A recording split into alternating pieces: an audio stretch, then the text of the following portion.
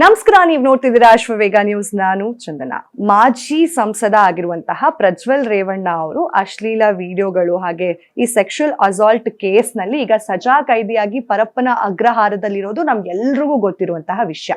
And Parappana ಅಗ್ರಹಾರದಲ್ಲಿ ಕೈದಿಯಾಗಿದ್ದಾರೆ ಅಂತ ಹೇಳಿದ್ರೆ ಅವ್ರಿಗೊಂದಷ್ಟು ಕೆಲಸಗಳನ್ನ ಕೂಡ ಇಲಾಖೆ, ಪೊಲೀಸ್ ಇಲಾಖೆ ಅಥವಾ ಪರಪ್ಪನ ಅಗ್ರಹಾರದಲ್ಲಿರುವಂತಹ ಸಿಬ್ಬಂದಿಗಳು ಒಂದಷ್ಟು ಕೆಲಸವನ್ನ ಚೂಸ್ ಮಾಡ್ಕೊಳ್ಳೋದಕ್ಕೆ ಆಪ್ಷನ್ ಅನ್ನ ಕೊಡ್ತಾರೆ.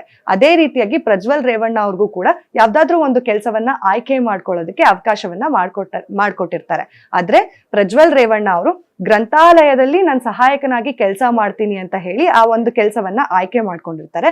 ಆ ಕೆಲಸನ ಆಯ್ಕೆ ಮಾಡ್ಕೊಂಡ್ರು ಕೂಡ ಅವರು ಕೆಲಸಕ್ಕೆ ಚಕ್ಕರ ಹಾಕ್ತಾ ಇದ್ದಾರೆ ಅನ್ನೋ ವಿಷಯ ಬೆಳಕಿಗೆ ಬಂದಿದೆ. ಅಂಡ್ ಇವರ ಕೆಲಸಕ್ಕೆ ದಿನಗೂಲಿಯಾಗಿ 520 ರೂಪಾಯಿ ನಿಗದಿ ಮಾಡಿದ್ದಾರೆ.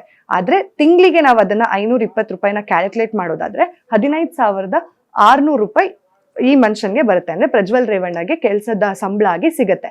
ಆ ಕೆಲಸನೂ ಮಾಡದೆ ಪ್ರತಿನಿತ್ಯ ಅವರು ಕೆಲಸಕ್ಕೆ ಹೋಗೋದನ್ನೇ ಸ್ಟಾಪ್ ಮಾಡಿದ್ದಾರೆ ಅಂತ ಹೇಳಲಾಗ್ತಿದ್ದಾರೆ. ಆರಂಭದ ದಿನದಲ್ಲಿ ಗ್ರಂಥಾಲಯದ ಸಹಾಯಕನಾಗಿ ಹೋಗಿ ಕೆಲಸವನ್ನ ನಿರ್ವಹಿಸ್ತಾ ಇದ್ರು. ಹೋಗ್ತಾ ಹೋಗ್ತಾ ಹೋಗ್ತಾ ನಾನು ದಿನನಿತ್ಯ ಯೋಗ ಮಾಡ್ತೀನಿ, ಪುಸ್ತಕಗಳನ್ನ ಓದ್ತೀನಿ, ಹಾಗೆ ನಾನು ಬೇರೆ ಬೇರೆ ವಿಷಯಗಳಲ್ಲಿ ನನ್ನನ್ನ ನಾನು ತೊಡಗಿಸ್ಕೊಂಡಿದ್ದೀನಿ ಅಂತ ಹೇಳ್ಬಿಟ್ಟು ಅವರ ನಿಗದಿ ಆಗಿರುವಂತಹ ಕೆಲಸಕ್ಕೆ ಚಕ್ಕರ್ ಆಗ್ತಾ ಇದ್ದಾರೆ ಅಂತ ಹೇಳಲಾಗ್ತದೆ. ಅಂಡ್ ಇನ್ನೂ ಕೂಡ ಕೆಲವೊಂದು ಕೇಸ್ಗಳು ಪ್ರಜ್ವಲ್ ರೇವಣ್ಣ ಅವರ ವಿರುದ್ಧವಾಗಿ ನಡೀತಾ ಇರೋದ್ರಿಂದ ಈಗ ಕೋರ್ಟ್ ನಲ್ಲಿ ಟ್ರಯಲ್ ಹಾಗೆ ಅವರ ಒಂದಷ್ಟು ಕೇಸ್ಗಳ ವಿಚಾರಣೆ ಕೂಡ ನಡೀತಾ ಇರೋದ್ರಿಂದ ಅವ್ರು ಅದ್ರ ಮೇಲೆ ಜಾಸ್ತಿ ಗಮನ ಕೊಟ್ಟು ಈ ಕಡೆ ಚಕ್ಕರ್ ಹಾಕ್ತಾ ಇದ್ದಾರೆ ಅನ್ನೋ ವಿಷಯ ಬೆಳಕಿಗೆ ಬಂದಿದೆ. ನಿಮ್ಗೆ ಏನ್ ಅನ್ಸುತ್ತೆ ಅನ್ನೋದನ್ನ ಕಮೆಂಟ್ ಮಾಡಿ ತಿಳಿಸಿ. ಮತ್ತಷ್ಟು ಅಪ್ಡೇಟ್ಸ್ಗಾಗಿ ಫಾಲೋ ಮಾಡಿ ಅಶ್ವವೇಗ ನ್ಯೂಸ್.